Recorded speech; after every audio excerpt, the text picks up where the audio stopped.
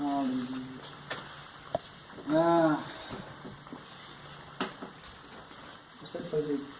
Gostaria de começar com uma pergunta. Né? Esse pluguezinho está bem enfiado aí? Dá para saber se está funcionando esse troço, não? Só vai saber depois, né? Só. Então, pela fé. Né? Aqui está ligado esse trem aqui, eu nem me lembro. Deixa eu ver. Tá aí, beleza. Só falta fazer tudo, o negócio está desligado. Quer fazer um teste? Não, vamos seguir. Esse aqui é o teste. Eu vou fluindo, né? Mas vamos lá, vou fazer uma pergunta. De algo tão utilizado hoje na igreja, de uma postura tão comum hoje na igreja. Gostaria de ouvir algumas respostas. Por que vocês batem palmas na igreja?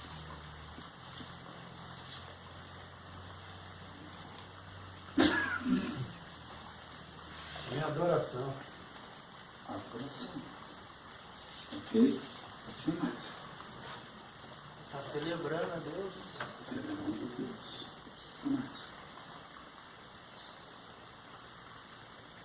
São respostas, né? Bem formuladas. Eu vou cavucar mais. Por quê? Cara, as palmas louvam ao Senhor, né? E tudo que faz barulho, louve ao Senhor. Então, quando eu bato palmas, reverência ao Senhor e continuo louvando em adoração. Onde está escrito isso na Bíblia? As palmas louvem ao Senhor? Isso. Bater palma, todos os povos celebrem a Deus com voz de júbilo. Salmo 47. Agora eu gostaria que você repetisse isso. Batem palma todos os povos, celebrar a Deus com vozes de júbilo. Então, vocês morderam direitinho a isca que eu queria. Pescador, seria pescador de olhos, né? Batem palmas todos os povos e celebrai a Deus com voz de júbilo. Se você bater palma com a boca calada, você está pecando. É verdade. O que é pecar? Errar o alvo. Vira tradição. Batem palmas todos os povos, celebrai a Deus com vozes de júbilo. Faz parte de uma composição. Bater palmas significa que eu estou reconhecendo atributos dele. A gente fala muito disso, né? Da glória, da glória, da glória. O que é glória? O que é glória? É uma nuvem?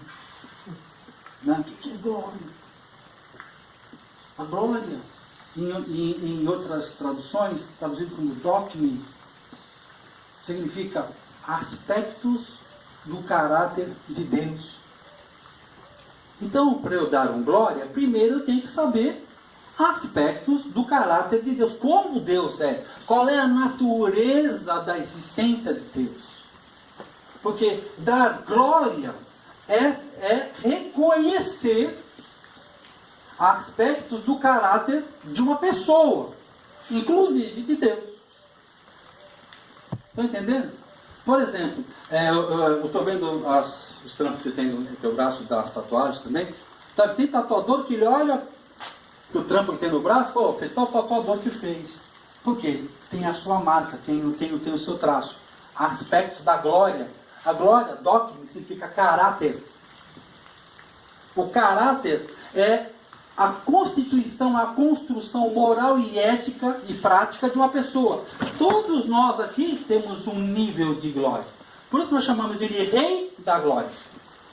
Porque glória não é uma efervescência, não é uma manifestação da epifania das coisas.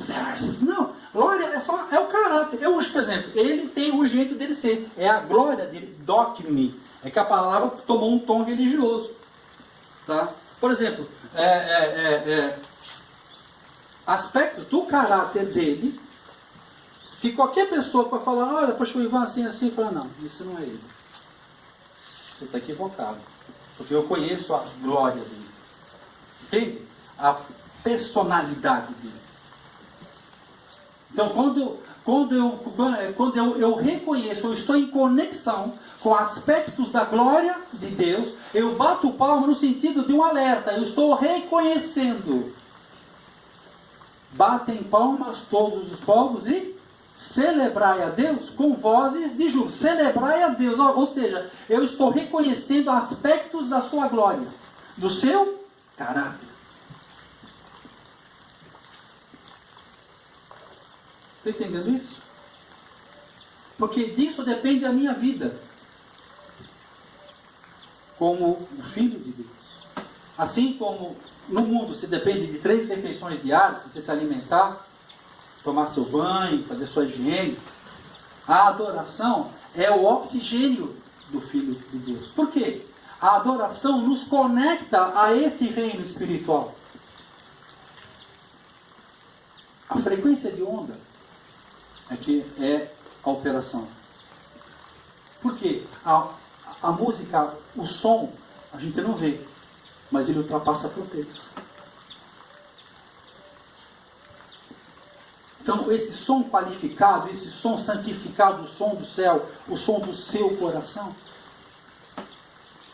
A minha filha, ela falava, né, quando ela na igreja, ela tinha maior medo de ouvir aquela música. Levantai, ó portas, vossas cabeças, levantai-vos, ó portais eternos. Ela falou que ela tinha a impressão que era um monstro que estava chegando. Eu falei, que isso, Priscila? Falou, pai, tinha um medo quando eu cantava essa música, eu tinha a impressão que ia ver um monstro do Apocalipse, né? Falava, e ela nunca tinha entendido que ela era o portal eterno. Levantai, ó portas, vossas cabeças.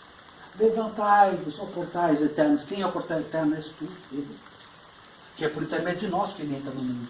Porque você tem. Nós temos autoridade, mas não temos poder. Porque Deus criou o mundo e deu ao Filho do homem. Os céus são os céus do Senhor. Mas a terra ele deu ao Filho e aos homens. Então nós temos autoridade, mas não temos poder. Ao passo que Deus Pai tem o poder, mas não tem autoridade. Por isso que ele nos chama de cooperadores com ele. Por isso que ele espera que você entenda qual é a sua identidade. Por isso que Satanás quer destruir a sua identidade. Nós não somos maus que estamos tentando ser bons. Nós somos bons que estamos tentando ser maus. Satanás está nos convencendo que nós somos maus. A nossa natureza é divina. A corrupção de Adão veio depois da minha construção. Mas a minha construção é boa. Porque ele me escolheu nele antes da fundação do mundo. Me escolheu, me elegeu, disse sim, pôs que nem no vídeo dos carros zero balanças, ok no vídeo, passou por vários. Você, antes do mundo te reprovar, Deus te aprovou.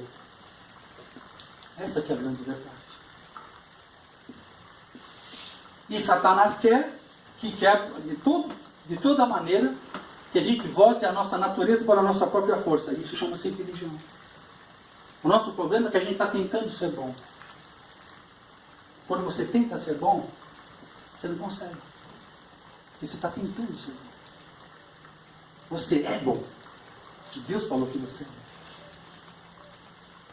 Eu sei porque sei porque sei. Então eu não me esforço para ser bom. Eu manifesto o bom que eu já sou. Estão entendendo isso? Sempre que eu falei para vocês como Deus me libertou de algumas edições? Ele entrou no meu carro e falou: eu tenho orgulho de você. Ele falou isso dentro do carro. E essa palavra ecoou dentro de mim de tal maneira que eu peguei tudo que eu tinha no carro e joguei fora. Todas as coisas que estavam dentro do carro, eu joguei fora. Eu não tentei. Eu fiz. Eu não agi, eu reagi com a verdade. Ele falou para mim: que orgulho de você. Confesso que dei até uma risadinha. Falei: orgulho de quê? Foi tipo assim: como é que eu posso te surpreender? Mas aquela palavra, aquela verdade, ecoou dentro de mim de uma tal maneira. E ele não falou nada, ele não me repreendeu, não falou nada. Aquela palavra me veio alguma coisa de uma aceitação, como se fosse um raciocínio lógico. Ele não me deu ordem nenhuma, mas eu peguei aquilo que estava no carro e joguei fora. E eu senti que tinha que ser naquela hora. Se eu demorasse 1 minuto, talvez eu ia perder essa bênção.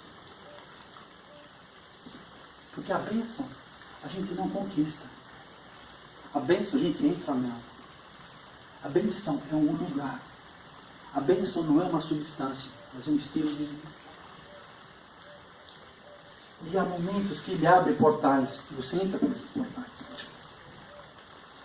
Esses portais abrem e fecham. Agora, uma chave que Deus nos dá para que esses portais se abram e permaneçam é quando você entra pela adoração. Lá no céu tinha um anjo de guerra, um anjo de mensagem e um anjo de adoração. Qual era o anjo caído? O que ele fazia lá? Adoração. Então a vaga de adorador está aberta. Na placa do céu está lá, admite-se. Quem se habilita? A igreja está uma igreja de pedintes. Quando na verdade a gente não tem que pedir nada. Bendito o Deus e Pai de nosso Senhor Jesus Cristo, a qual já nos abençoou com toda sorte de bênçãos nas regiões celestiais. Aonde estão as nossas bênçãos? Aonde estão os nossos recursos? Nas regiões celestes. E como é que a gente entra nas regiões celestes? Ele falou, está lá. Então como é que a gente entra lá? Pela porta da adoração. Pela porta da adoração. A maioria das conquistas da batalha de Davi não foi na espada, mas foi na arma. Adestra minhas mãos para a guerra, os dedos para a batalha. Por que ele faz essa distinção? E desculpe se estiver na ordem inversa. Está na Bíblia, quem falou isso está na Bíblia. Por que ele falou isso? Adestra minhas mãos para a guerra e os meus dedos para a batalha. Porque a gente sabe que proclamar. Antes dele ir à guerra, ele ia às batalhas espirituais.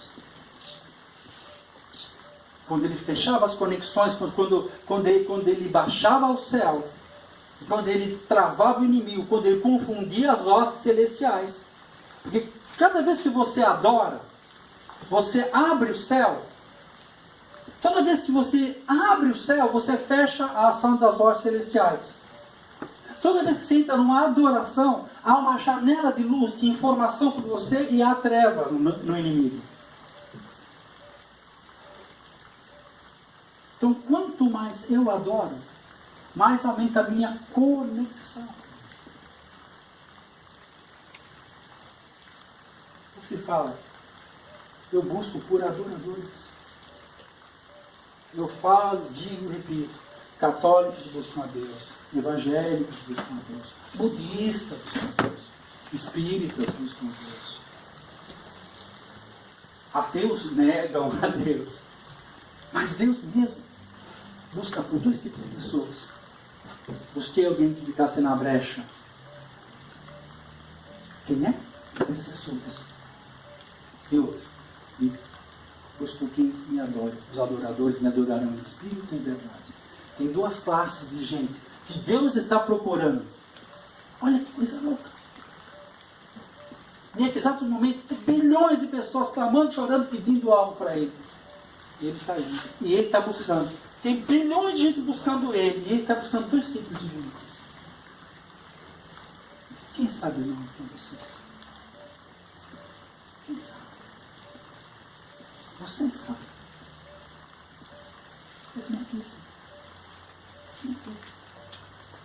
1980, 1984, eu acho. Acho que tem uma hora dessa assim. Minha mãe aparece lá em casa, uma caixa de papelão desse tamanho.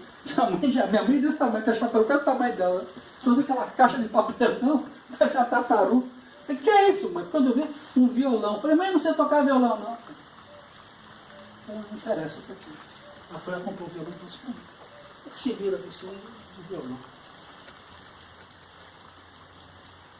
Aí comecei a pegar o violão.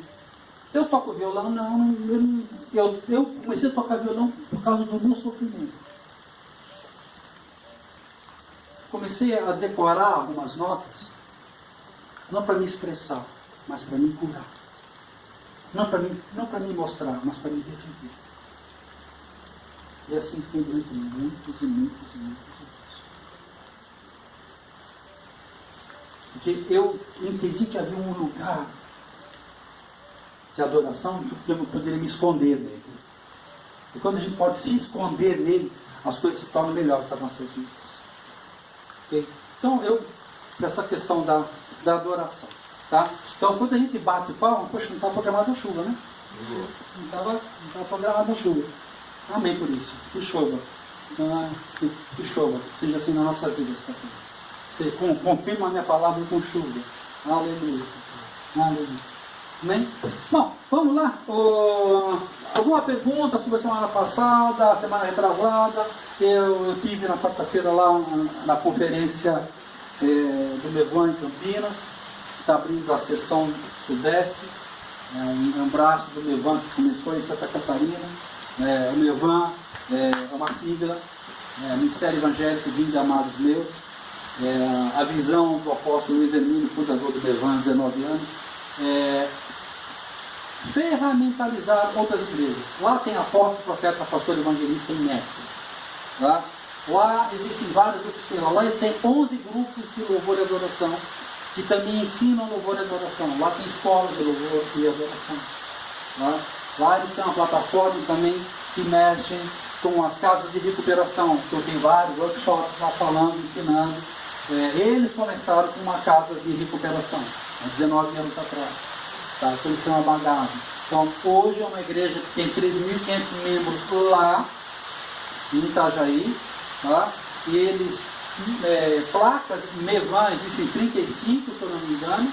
Agora, igrejas que eles servem não são servidos, que eles servem, está hoje, se não me engano, 1.050 igrejas no mundo. Tá? 1.050 igrejas que o Mevan serve com as suas plataformas. Ou seja, ele manda uma equipe lá para treinar o pastor, para ajudar o pastor em todas as áreas. Até que aquela igreja esteja colocada sobre fundamento. Ok? Pega um Bíblia aí, pega a Bíblia aí em Efésios 2:20. O que é esse fundamento que está falando, Tess?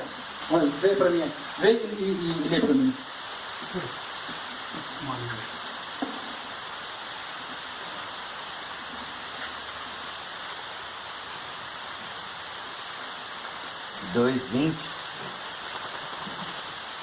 Isso, Efésios 2:20.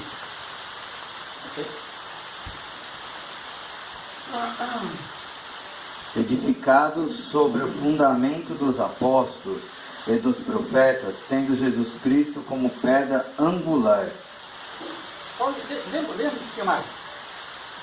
no qual todo edifício é ajustado e cresce para tornar-se um santuário santo no Senhor. Neste vocês também estão sendo edificados juntos para se formarem morada de Deus por seu Espírito. Boa. Obrigado, Luiz. Então vamos lá.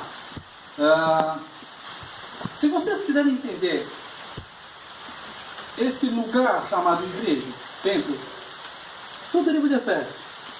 No livro de Efésios está a construção de uma igreja.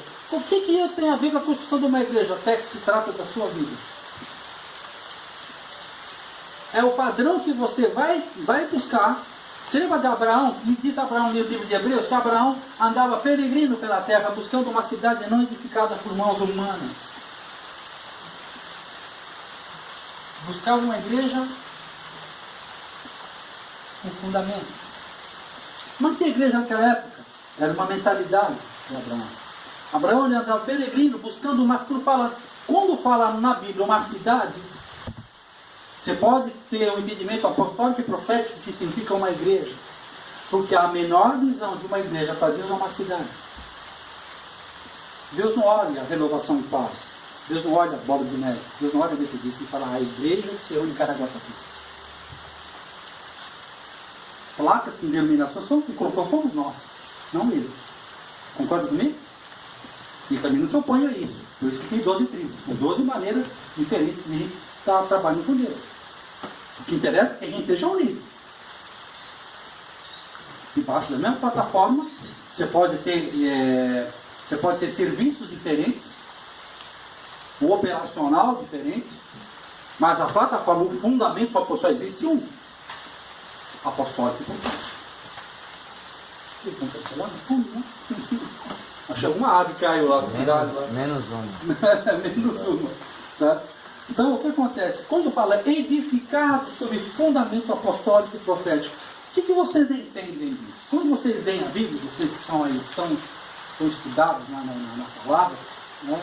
Quando vocês leem isso, vocês leram milhões de vezes, o que vocês entendem disso? Edificados sobre fundamento apostólico e profético. Qual é o entendimento que vocês têm disso? Quando vocês leem isso? Qual é o entendimento que vem a vocês? Que é levado segundo a direção que Deus dá a esses apóstolos, esses profetas que nós estamos sob direção. Né? Amém? Eu entendo quando eu sou edificado, né, sobre fundamentos apostólicos e proféticos, eu tenho como a base de tudo o fundamento que criou os apóstolos e criou os profetas. Então, em cima desse fundamento que vem deles, eu crio a minha estrutura e a minha edificação. O que mais? Alguém quer comentar alguma coisa? Próxima pergunta. Então, o que é um fundamento apostólico? A base. Tá, mas o que é a base? Do que é formado? Seria a doutrina? Do que ele falou fundamento, não falou doutrina. Eu quero levar vocês, né? Trazer vocês esse entendimento. Porque a gente lê muito de uma maneira, a gente passa muito por cima, muito conclusiva. E Deus tem nos chamado para ter uma mentalidade meditativa, muito conclusiva. Então, meditar o que é. O que é isso? O que... Oi? Revelação de Deus. Revelação de Deus. O que é um fundamento apostólico e profético? Eu preciso, assim como Abraão, eu também, se eu ando na fé de Abraão, eu tenho que ter um estilo de vida igual a Abraão. Abraão, ele andava por um lugar, peregrinando, procurando por uma cidade que tinha fundamentos não de mãos humanas. Então, qual é a única maneira de você ter um fundamento não por mãos humanas, mas por base apostólica e profética? Não tem meu texto, é Bíblia. Então, hoje eu ia falar sobre medo, desde a semana passada, mas eu estou fluindo nisso aqui. Eu queria que deve ter alguma já dado risada, até que já voou outra vez. Sabe, o que é? Por quê? Porque o que vocês têm que buscar? Amém. Porque vocês têm a semente de Abraão. Então, se vocês têm a semente de Abraão, e Abraão foi chamado pai da fé, por quê? Porque ele tinha uma visão específica. Porque ele buscava por algo específico. Por uma cidade edificada, estou batendo nessa tecla. Ele busca por uma cidade que não é formada por manipulação humana. Show! Por uma cidade que tem fundamento. Estão entendendo? Não uma cidade aparentemente bonita, mas uma cidade que tem fundamento. O que é um fundamento numa obra? É aquilo que não é aparente, mas sustenta tudo que é aparente. Então não vou me deixar levar pela aparência, mas pelo fundamento. Então esse fundamento tem que ser apostólico e profético. Por quê? O apostólico dá a base e o profético dá a direção. O apostólico são portas que se abrem. Desde que foi a porta aberta da asa, Paulo fala, né? O profético, janelas são abertas. Daniel, profetas vem janelas, apóstolos vem portas abertas. Então é uma edificação de portas e janelas, portais eternos. Agora, o que é então, texto? O que é isso? É um lugar que é regido não por aquilo que é aparente, não por doutrina, mas por revelação. Exatamente isso. O apostólico e profético não tem tempo para doutrina de homens. Métodos. O apostólico e profético, ele mexe com a subjetividade. O que é subjetividade? É aquilo. Agora vou dar uma complicada. Hein? Se prepara aí. Afiar. A subjetividade é tratar com aquilo que está escrito, mas que Deus não falou. E com aquilo que Deus falou, mas não está escrito.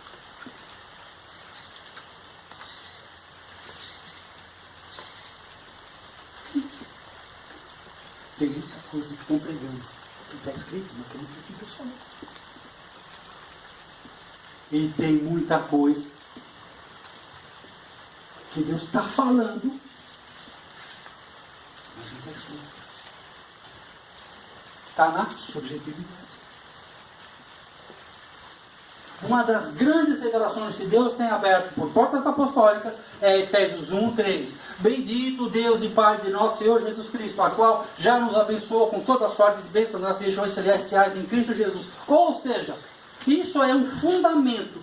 Até que, mas é só um versículo. Sim, é lógico, é Bíblia. Um fundamento. Agora, com esse fundamento eu entendo que nunca mais eu vou pôr o pé na igreja para ser abençoado.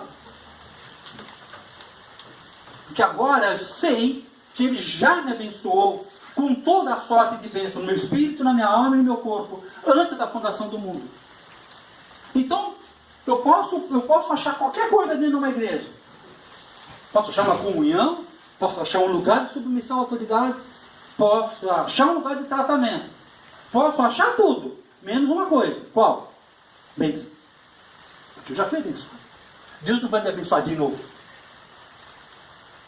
Então eu sou um cara que já sei quem sou. Você lembra da parábola da dracma perdida? Quem já leu?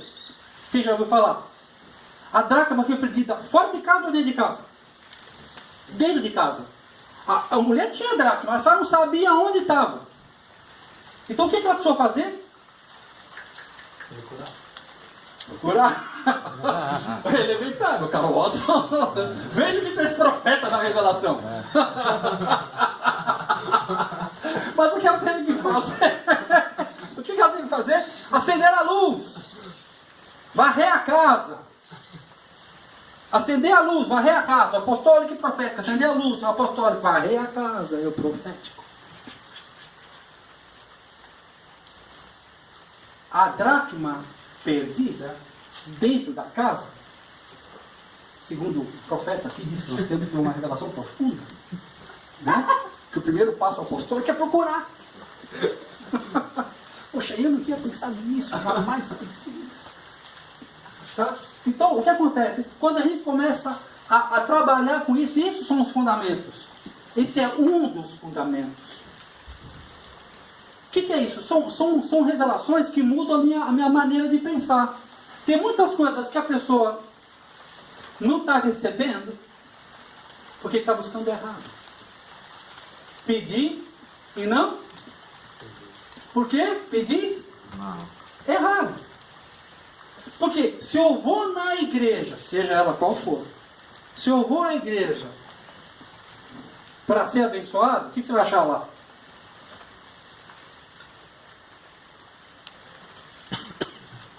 O que você vai achar lá?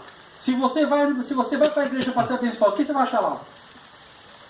Se você vai à igreja para ser abençoado, o que você vai achar lá? Ô gente, você vai deixar sozinho? Estou até com medo de responder. Se eu já fui abençoado, eu vou à igreja para procurar uma bênção, o que eu vou achar lá? Nada. Nada. Nada. E por que você está se frustrando? Porque aí as pessoas estão se frustrando na igreja, porque elas vão culto após culto e não acham nada. Porque elas estão procurando à frente o que está atrás. Porque eu já fui. Está no bolso de trás da calça deles. Então, cadê? Está entendendo? Poxa, Tex, então se é assim, por que não está acontecendo?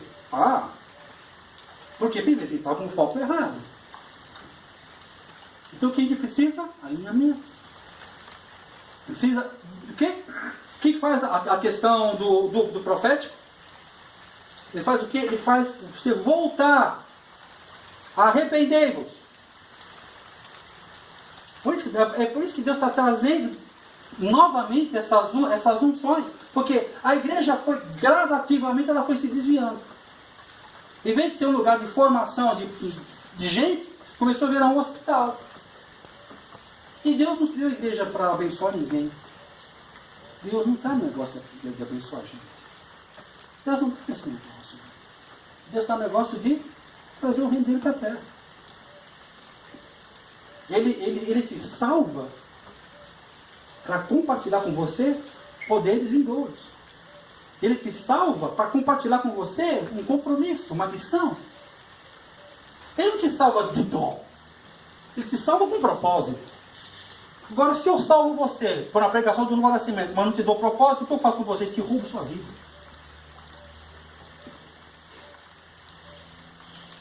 Abraão procurava por uma igreja que tinha fundamentos. A missão apostólica e profética de Efésios 2:20 tem que passar para vocês 3 detalhes. Este lugar, essa cidade, tem que passar para vocês 3 verdades. Revelar o céu para vocês para 3 verdades. Quem ele é? Quem você é? E o lugar do seu propósito. Porque no lugar do seu propósito está a provisão.